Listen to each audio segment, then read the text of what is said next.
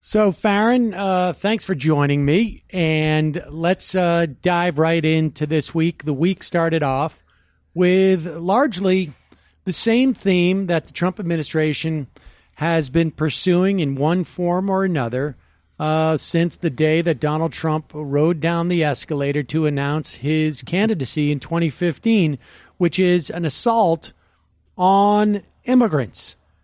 Not necessarily undocumented immigrants, but all immigrants, and really maybe not necessarily on all immigrants, on immigrants who are from non-European countries.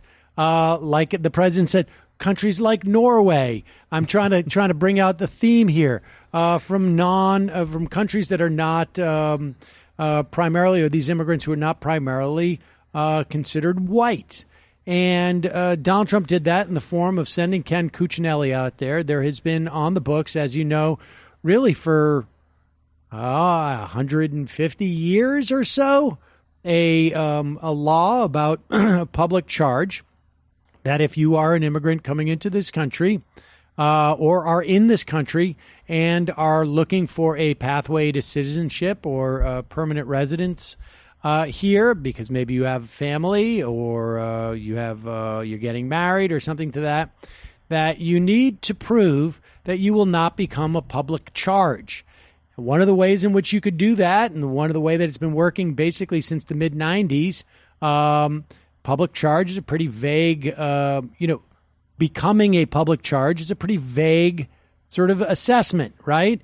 And one of the ways that you would prove that you would not become a public charge is that you would have your soon-to-be husband or your soon-to-be wife or your parents who live here, basically, or your cousins, or you would find a sponsor that says, I am the guarantor, I'm making a contract with the U.S. government that this person will not become a public charge.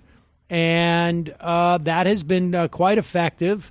We don't have particularly high rates of immigrants who come here, try and get on, on a track to permanent residency or citizenship, who end up needing much by way of government services. It's certainly less than the number of people that it would make it likely that these people would become public charges, and that is what the law says, likely. And how you determine that now has been expanded to include a whole host of things that really have nothing to do with that. And so this is just an assault on the 500,000 immigrants who are seeking permanent residence. They're here legally, but they're seeking a more permanent situation. And this is Trump playing to his base, right, Farron? It absolutely is. And what it does really, though, is it helps destroy, if they accepted reality, it would help destroy one of the biggest talking points that Republicans have been saying for 2 years, which is, no, we just want the illegal people out. Legal people, you're fine, you can stay, you can come in, just do it the correct way. I mean, we've heard that so many times, and now they're saying, okay, well, we're going to tweak the laws a little bit. So even if you want to come in legally, it's going to be a lot harder to do that unless, of course, you can prove that you're never, ever going to need any kind of public assistance. Basically, as you pointed out, we want the Norway people. We want well-to-do people coming in that don't look like somebody who's going to cause trouble. We know exactly what all of this means. Cuccinelli spelled it out for us very clearly when he described, what he wants on the bottom of the Statue of Liberty now. They're not even masking it anymore. And again, they came for the illegal immigrants. They've done a horrible job with those people. And, we saw that with the raids that have taken place. And now they're going after the legal immigrants, too.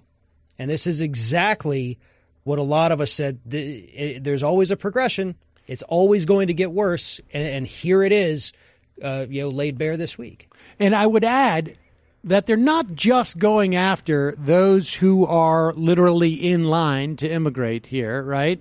Those who are doing this in a legal process. A lot of these people, when they file for things like food stamps, Medicaid, Obamacare, they're doing so on behalf of their children who are U.S. citizens. And now that Cuccinelli, who is, let's be clear on his job, he is in charge of benefits for immigrants. And he is now weaponizing that. So if a father who is here as, let's say, on a green card or a resident or not a citizen is filing on behalf of his children who are citizens, there is a lot of indication, a lot of anecdote data, not the same as data. It's a little bit early to tell, but anecdotally, there is a belief in within and without the government that people are basically failing to apply and seek the help that they are legally entitled to because they're afraid. And so they're actually going after, in many respects, American citizens who may be the children of immigrants who are either documented or undocumented by denying them services that they are legally entitled to. And this is a problem because when we talk about what these services are, they're nutrition support, they're things like health care. So this is